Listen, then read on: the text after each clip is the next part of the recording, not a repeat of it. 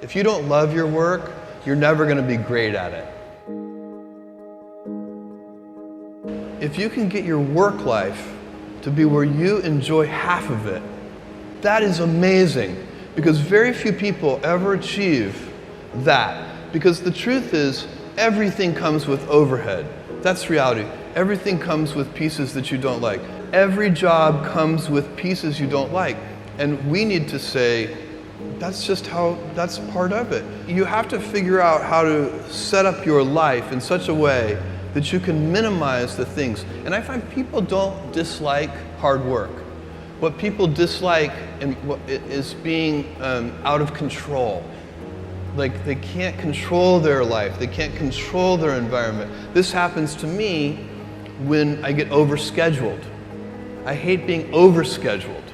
I want some time to be able to think and free myself. We all have the same amount of time in the world. Nobody has more time than anybody else. And when you become a very successful person, one of the things, you start to get overscheduled. If you don't love your work, you're never going to be great at it. The other thing I would suggest to any young person, even before they start their career, is to really think about their choices. Because I find young people, and when I was young, I made this mistake too. You can get very fixed on your gifts. So everybody has gifts. You know, you have gifts and you have things that you didn't get gifted. Maybe you're extremely beautiful. Maybe you're extremely good at mathematics. There are a lot of things that you can be given. But those things can confuse you because they're not the things that construct your life. It's your choices that construct your life, not your gifts. You can celebrate your gifts. Be proud of them. Be happy of them. Actually, don't be proud of them. Be celebratory of them, but you can't be proud because they're gifts. They were given to you. You didn't earn them. You can only be proud of the things you earn. And so, as I got older, I started to realize I wasn't proud of my gifts. I was always good at school. School was always easy for me, and I was always proud that I was a great student. I got A's in all my classes. I was good at math, all of that. And I thought that's who I was, but it's not true.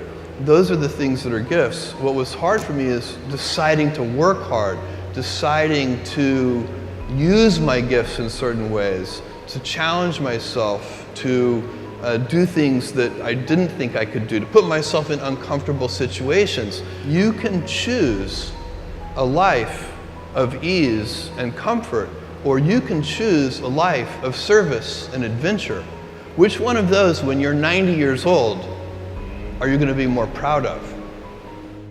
Tomorrow, in a very real sense, your life, the life you author from scratch on your own, begins. How will you use your gifts? What choices will you make? Will inertia be your guide, or will you follow your passions? Will you follow dogma, or will you be original? Will you choose a life of ease, or a life of service and adventure?